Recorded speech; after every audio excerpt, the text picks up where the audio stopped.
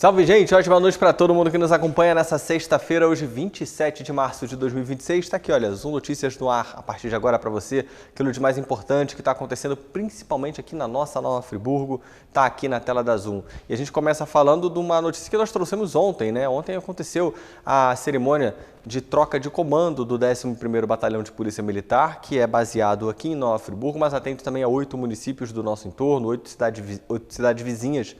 E, obviamente, a nossa equipe esteve por lá para poder mostrar a despedida, né, da antiga comandante e as boas-vindas ao atual comandante do 11º Batalhão. Vamos ver. Nessa quinta-feira, do dia 26 de março, acaba de acontecer a passagem de comando do 11º BPM de Nova Friburgo. A coronel Daniela Ezequiel Farias deixou o comando do 11º Batalhão da Polícia Militar em Nova Friburgo. Primeira mulher a ocupar o posto desde a criação da unidade, ela esteve à frente do batalhão por 7 meses, desde agosto de 2025. Bom, primeiramente foi uma honra ter sido a primeira mulher a comandar o 11º Batalhão e a sensação hoje é de dever cumprido, né? Eu fiz o meu melhor enquanto eu estive aqui e eu acho que a sociedade percebeu isso, né? Então acho que é a sensação de dever cumprido. Bom, eu estou indo para o Comando de Policiamento Rodoviário, né? Vou ser chefe do Estado-Maior. E pretendo deixar o meu legado como eu sempre fiz por onde eu passei. Agora, ao encerrar esse ciclo na região serrana, a coronel faz um balanço da atuação e destaca os principais desafios e conquistas no período. Eu acho que a gente aprende muito também, né? Eu vim para uma área que eu nunca trabalhei, então acho que foi uma troca de experiências mútuas, né? Mesmo com 28 anos de serviço, a gente vê que a gente ainda tem muito a aprender.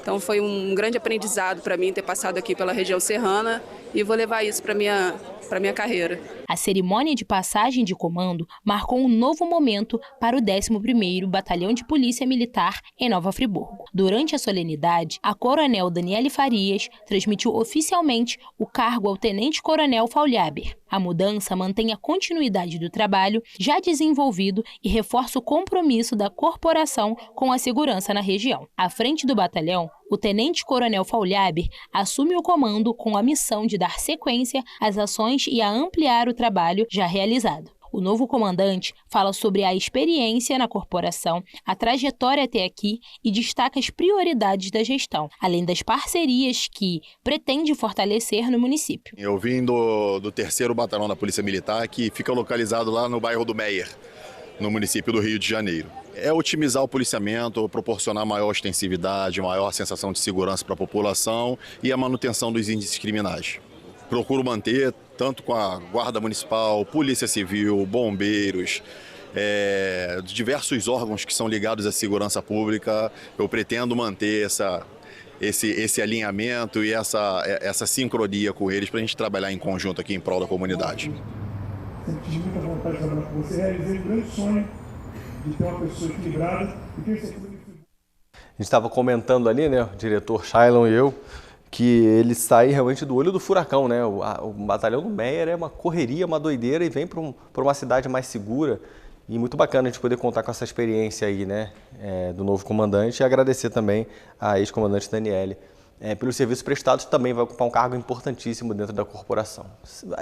Polícia Militar, Polícia Civil, Corpo de Bombeiros, as nossas forças, né, do Estado aqui em Nova Friburgo, graças a Deus a gente está sempre muito bem representado. Que continue assim. Vamos embora para o próximo bloco. Vamos mostrar, gente, uma reportagem, na verdade não é uma reportagem, é um assunto que foi pauta do Zoom Debates, falando sobre a importância da gente entender que o autismo é muito além do discurso, né? Ele trata de inclusão, ele trata de uma série de responsabilidades que nós precisamos ter. Diagnóstico precoce, tratamento, tudo isso é muito importante. Vocês vão ver em detalhes daqui a pouquinho. Fica por aí.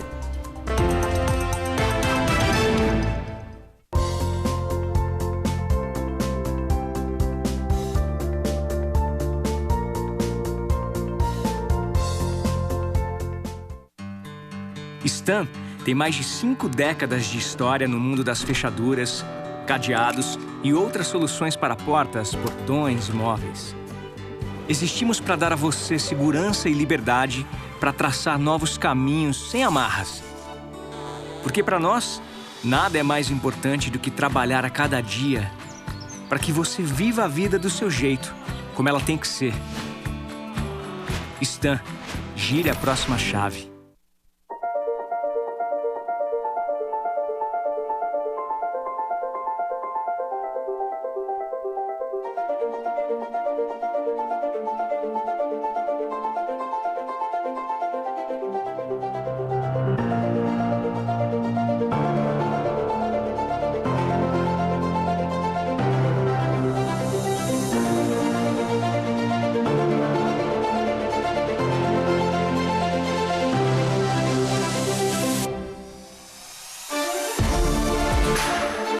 de sonhar alto. A poupança premiada Sicredi tá aí. No Sicredi, poupança é premiada pra fazer tudo que você sonhava.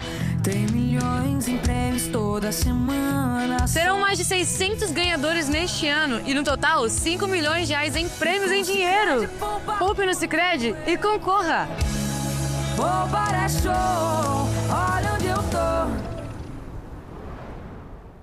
O melhor negócio para garantir o seu Toyota zero está na Toyoserra. Super oportunidade. Hilux com preço de nota fiscal de fábrica. Isso mesmo, nota fiscal de fábrica. Tem também SW4 com 30 mil de bônus ou até FIP no seu usado. Imperdível. E mais, venha conhecer de perto o novo Yaris Cross e fazer um test drive. Garanta seu Toyota com até 10 anos de garantia. Corra para Toyoserra e aproveite. Consulte condições em toyoserra.com.br. Desacelere, seu bem maior é a vida. Há mais de 100 anos, a Acianf está presente em Nova Friburgo, apoiando o comércio local, as indústrias, o setor agrícola, de serviços e turismo, com uma associação forte e unida.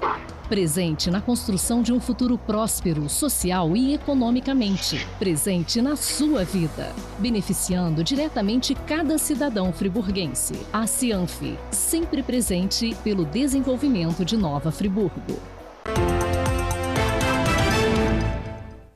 Estamos de volta para falar do nosso Zoom Debate, comandado pelo meu amigo Roosevelt Conci, que trouxe um assunto que é muito importante e realmente ele é um assunto diário, ele está na nossa rotina, está no nosso dia a dia, que é falar sobre a questão do autismo e não só, gente, falar do ponto de vista da boca para fora, não só mostrar que existe o autismo, mas aprofundar essa história. Aprofundar esse debate sobre diagnóstico, sobre prevenção, né, de como tornar a vida da pessoa que convive com o espectro melhor, das famílias, das mães atípicas que sofrem muito, né, sem rede de apoio, enfim, realmente foi um debate muito completo e que traz uma profundidade necessária para a gente tratar desse assunto tão importante. Vamos ver.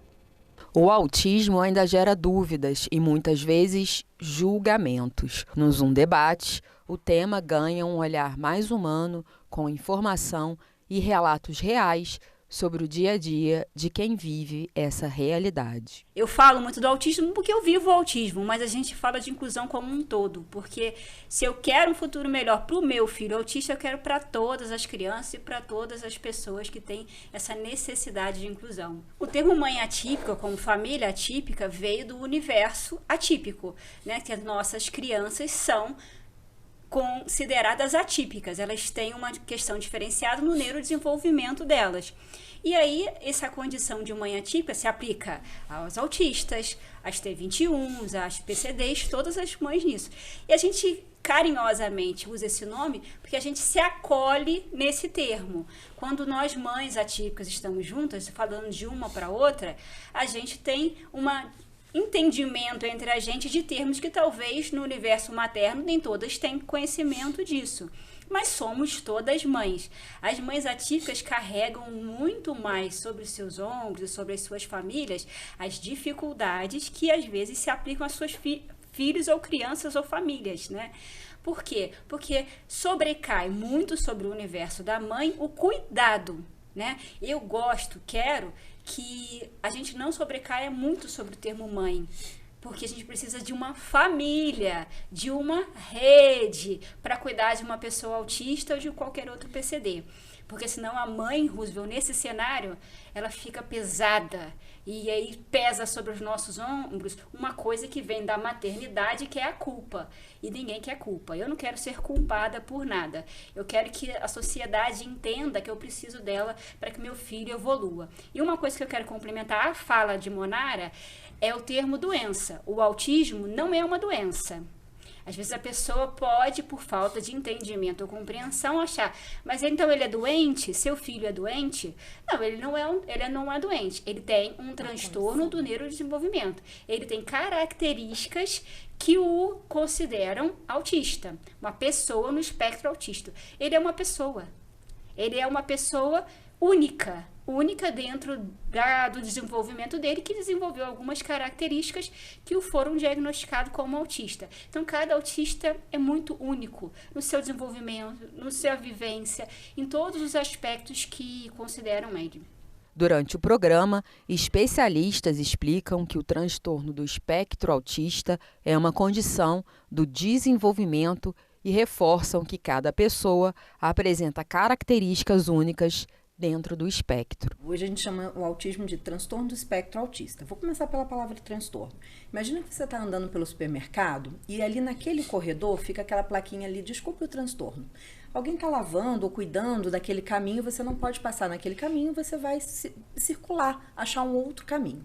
O transtorno é uma condição, né, do ser humano, quando acontece com um diagnóstico, em que você vai ter um desenvolvimento diferente de outras pessoas. Então a gente fala de uma condição atípica, quer dizer, diferente do típico.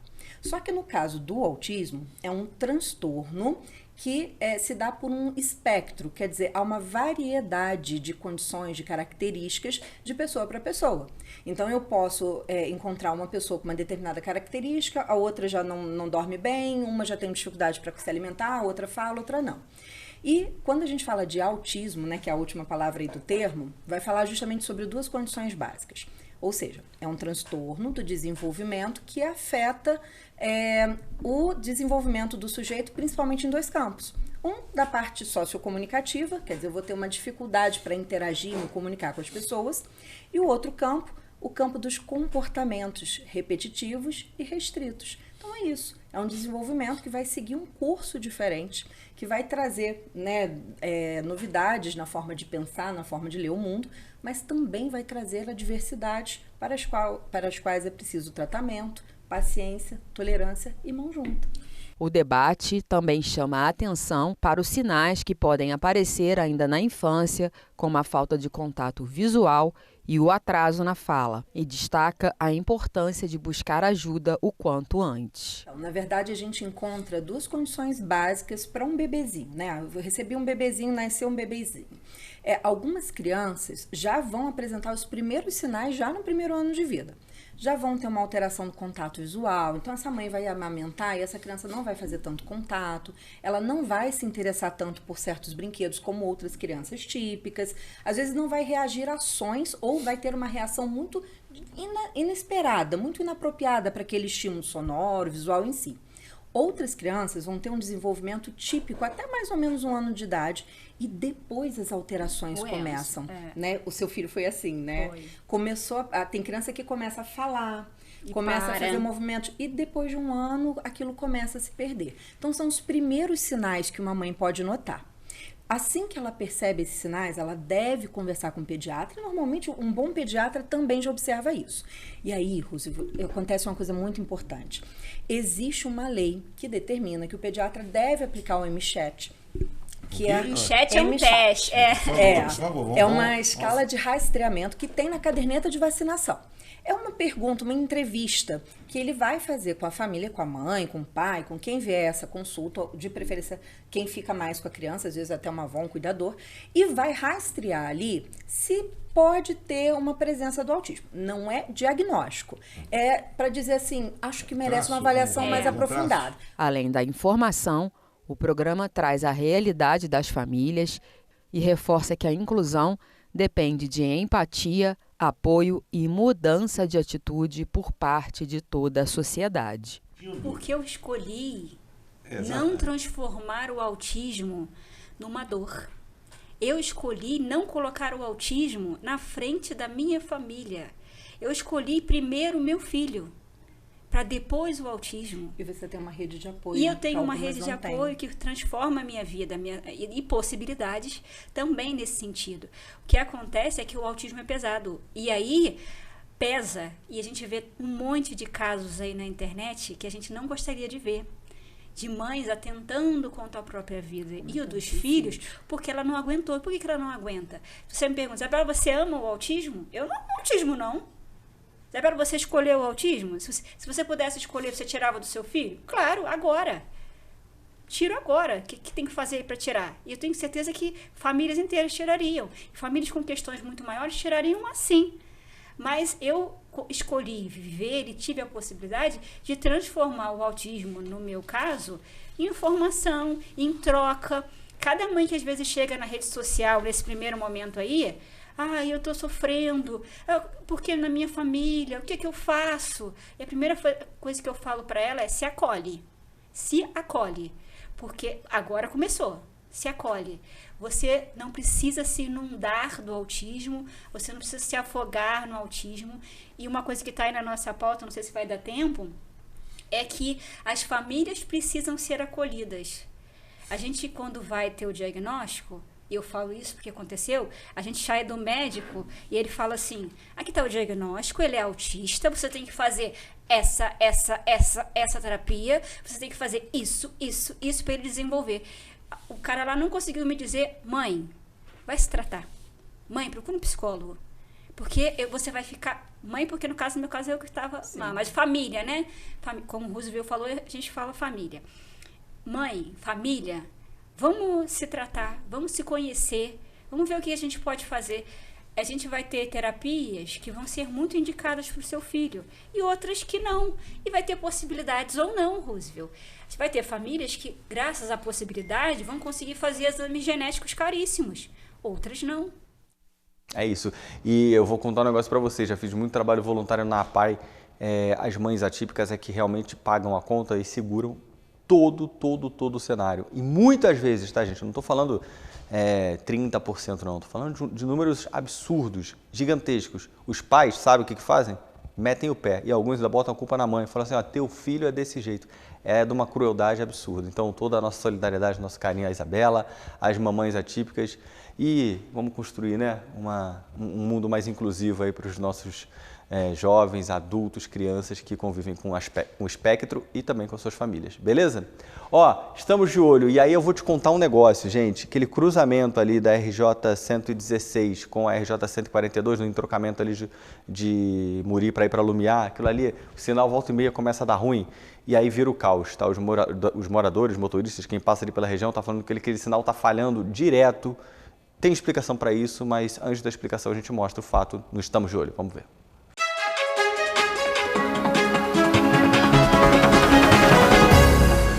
De acordo com os motoristas, o problema compromete diretamente a organização do tráfego, aumentando os riscos de colisões e especialmente em horários de maior movimento. A ausência de sinalização adequada obriga os condutores a avançarem com cautela redobrada, muitas vezes em meio à indecisão sobre a preferência, o que pode resultar em acidentes, muitos causados inclusive nos últimos dias. A situação não é inédita. Registros anteriores já apontavam falhas na sinalização do trecho, incluindo funcionamento irregular ou em modo intermitente, o que contribui para episódios de desordem no trânsito e até acidentes envolvendo veículos e motociclistas.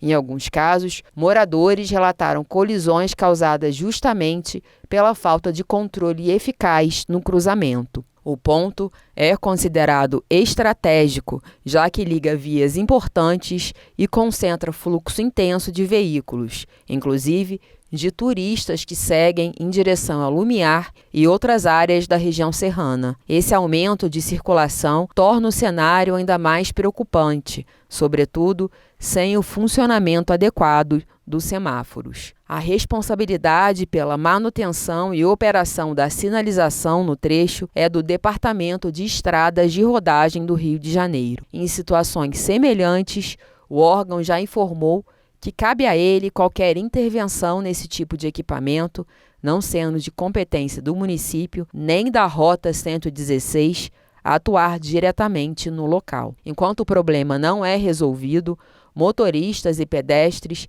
seguem expostos a riscos constantes. A recomendação é de atenção redobrada ao passar pelo cruzamento, mas a população cobra uma solução urgente para evitar que acidentes mais graves ocorram.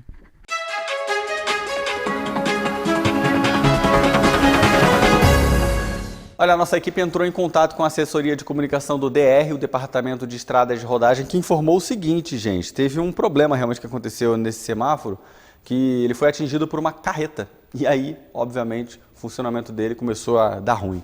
E aí, o departamento já informou que iniciou um processo para aquisição de um novo equipamento. Aí sim, a situação lá vai voltar ao sua normalidade, o que nunca é tão normal assim, uma vez que o sinal às vezes demora demais, aí quando tem muita gente vindo da RJ 142 fica um trânsito quilométrico, enfim. Ali é um cruzamentozinho bem enrolado, mas sob o ponto de vista do sinal funcionar, está explicado. Carreta bateu, estragou, semana que vem eles já devem estar com um reparo providenciado, pelo menos até a próxima quinta-feira, beleza?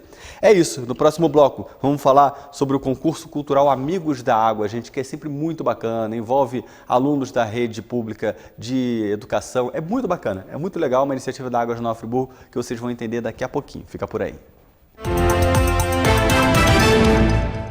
Descubra a excelência do nosso cardápio balanceado, repleto de opções para diversas dietas restritivas. Desfrute de saladas variadas, guarnições quentinhas, beliscos saborosos e qualidade garantida, atendendo a todos os públicos. Delicie-se com uma experiência gastronômica única e saudável. Poavre Gourmet, a escolha perfeita para o seu almoço no Espaço ARP. Há mais de 100 anos, a Acianf está presente em Nova Friburgo, apoiando o comércio local, as indústrias, o setor agrícola, de serviços e turismo, com uma associação forte e unida.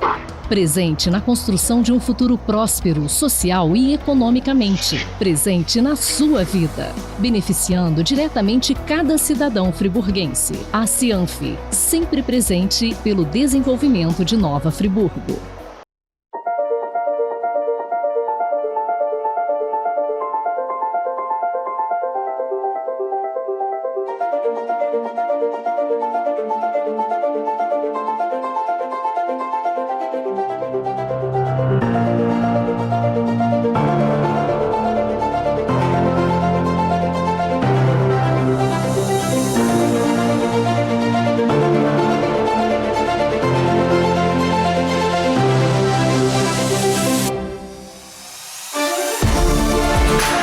O melhor negócio para garantir o seu Toyota Zero está na Toyosserra. Super oportunidade. Hilux com preço de nota fiscal de fábrica. Isso mesmo, nota fiscal de fábrica. Tem também SW4 com 30 mil de bônus ou até FIP no seu usado. Imperdível. E mais, venha conhecer de perto o novo Yaris Cross e fazer um test drive. Garanta seu Toyota com até 10 anos de garantia. Corra pra Toyosserra e aproveite. Consulte condições em toyosserra.com.br. Desacelere, seu bem maior é a vida. É hora de sonhar alto. A poupança premiada Sicredi tá aí. No Sicredi, poupança é premiada pra fazer tudo o que você sonhava.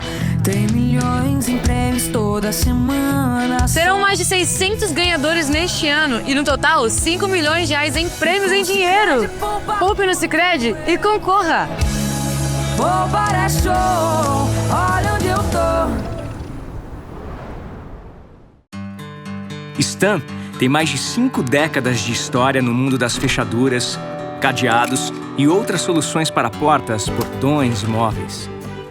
Existimos para dar a você segurança e liberdade para traçar novos caminhos sem amarras. Porque para nós, nada é mais importante do que trabalhar a cada dia para que você viva a vida do seu jeito, como ela tem que ser. Stan, gire a próxima chave. Há 25 anos, ajudamos negócios a nascer e crescer em Nova Friburgo. Cuidamos de cada detalhe para que você empreenda com segurança. Menos burocracia, mais soluções. Com atendimento próximo e humano. Seu legado protegido, sua família segura. Planejamos o futuro do seu negócio e estruturamos sua holding. Somos a Tavares Garcia Consultoria. Seu negócio, sua história. A gente cuida para você crescer.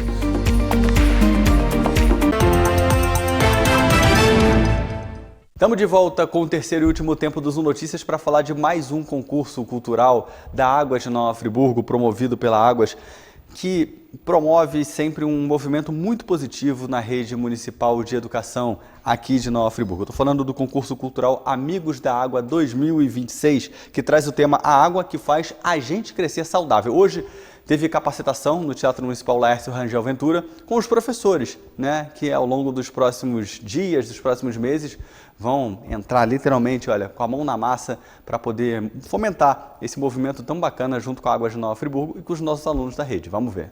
A educação e a conscientização ambiental caminham juntas hoje aqui em Nova Friburgo. Hoje, professores da rede municipal participaram de uma capacitação especial voltada para o concurso cultural Amigos da Água 2026. A iniciativa vai mobilizar milhares de alunos em sala de aula com produções que incentivam o cuidado com um recurso essencial para a vida, a água. E sobre o projeto Amigos da Água, quem vai falar com a gente e explicar melhor é a superintendente da concessionária Águas de Nova Friburgo, Daniele Moreira, que está aqui do meu lado. Daniele, obrigada por falar aqui com a gente, para falar desse projeto tão importante para Friburgo. E eu começo te perguntando qual é o principal objetivo do concurso cultural Amigos da Água desse ano. Bom, o tema desse ano a gente vai abordar a água como crescimento, né? A água que nos faz crescer saudáveis. A água ela é um instrumento de crescimento econômico, desenvolvimento das cidades, desenvolvimento da população.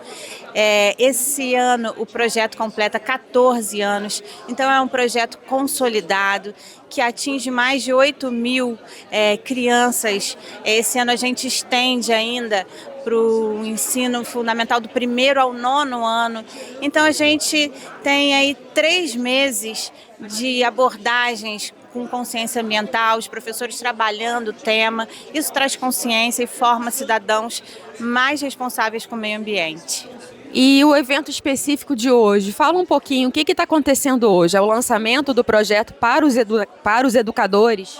Isso. Hoje a gente tem a capacitação dos educadores no tema.